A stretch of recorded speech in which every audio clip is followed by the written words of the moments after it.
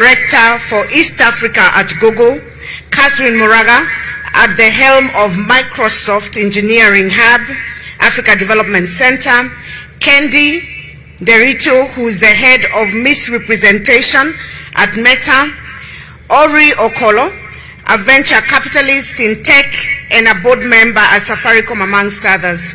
We have in this space compassionate trailblazers. I would like to thank you, Your Excellency, for your relentless efforts in upholding and promoting women's rights in the country. Your presence here today clearly demonstrates your commitment towards advancing gender equality and the empowerment of all women and girls. You are an inspiration. Your Excellency, ladies and gentlemen, in line with this year's International Women's Day theme, I wish to affirm that technology has provided immense opportunities for all in this digital era. It has allowed people to communicate more efficiently, access government services, and market their goods online through e-commerce, provided new pathway for entrepreneurial empowerment and self-education and participation in decision-making. Technology, therefore, provides a great platform to reverse the perennial exclusion of women from public life while strengthening their agency.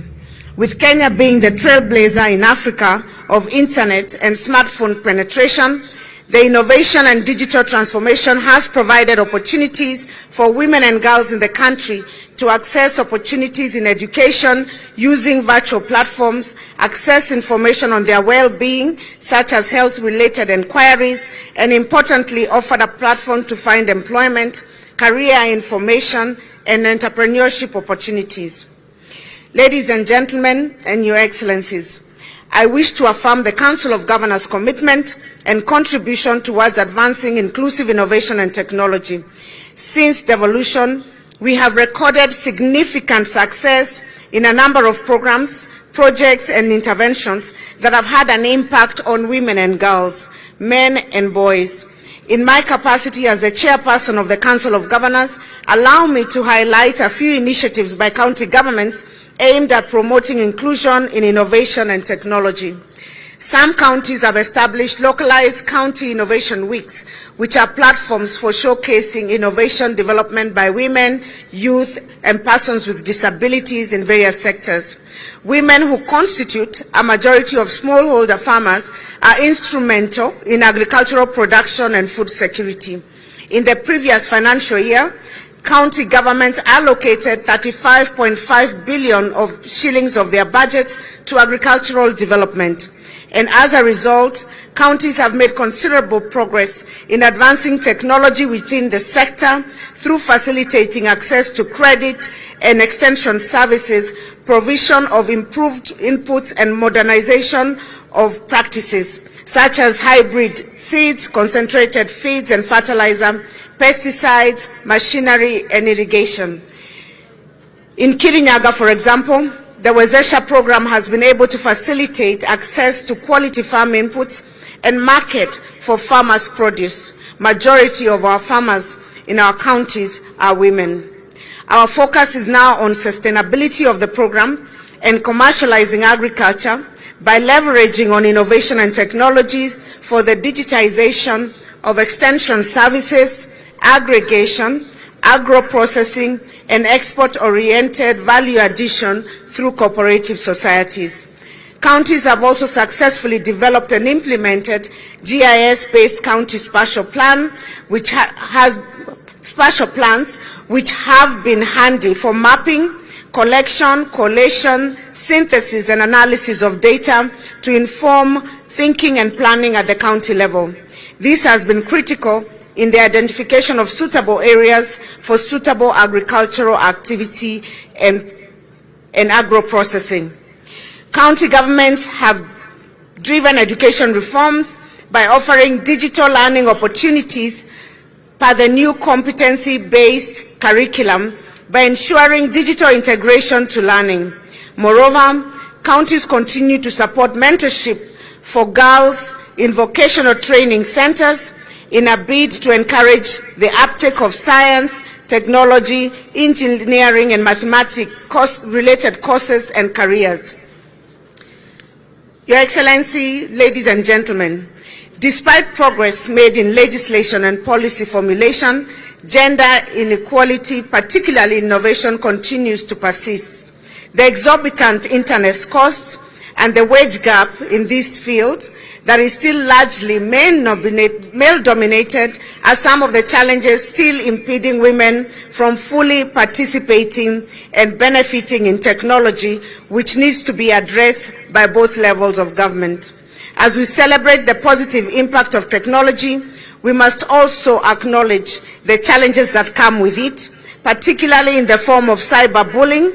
In Kenya, women leaders have been particularly vulnerable to cyberbullying.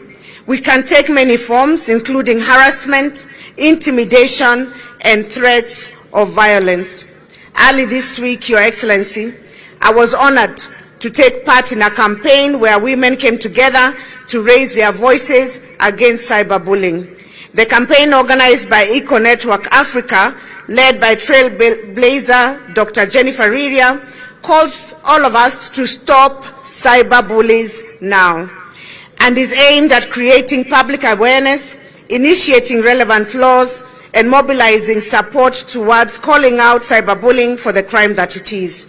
Studies have shown that up to 70% of women who use the internet have endured cyber violence, and that women are 27 more times likely than men to be harassed online. More than 1 in every 5 women in Kenya, Your Excellency, have experienced cyberbullying. Your Excellency, it is critical to note that we cannot achieve true gender equality and women's empowerment without everyone having access to technology and innovation. And therefore, we have, as county governments, put our efforts and our resources to ensure that we bridge this digital divide. I want to draw your attention to the need for gender equality and empowerment of all women and girls, not only on this International Women's Day, but every day of the year. Gender equality is not only a fundamental human right, but an underpinning of prosperous modern economy that provides sustainable, inclusive growth. In conclusion, ladies and gentlemen, Your Excellencies, I wish to express my gratitude to all stakeholders present for all the efforts towards the achievement of equal rights for women. Progress of women and girls is progress for all of us. Giving priority to women is not an option. It is a necessity.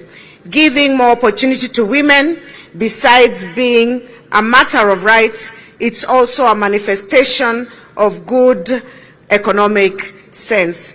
On this International Women's Day, let us recognize as women, let us empower them, let us protect them. As we said this week, we are women. As you have heard from Mheshimiwa Alice, we are here to stay and we are not going anywhere. Happy International Women's Day. With those many remarks, allow me, Your Excellency, we've taken a lot of your time, to invite Waziri Aisha Jumwa to come and make her remarks. Karibu Aisha.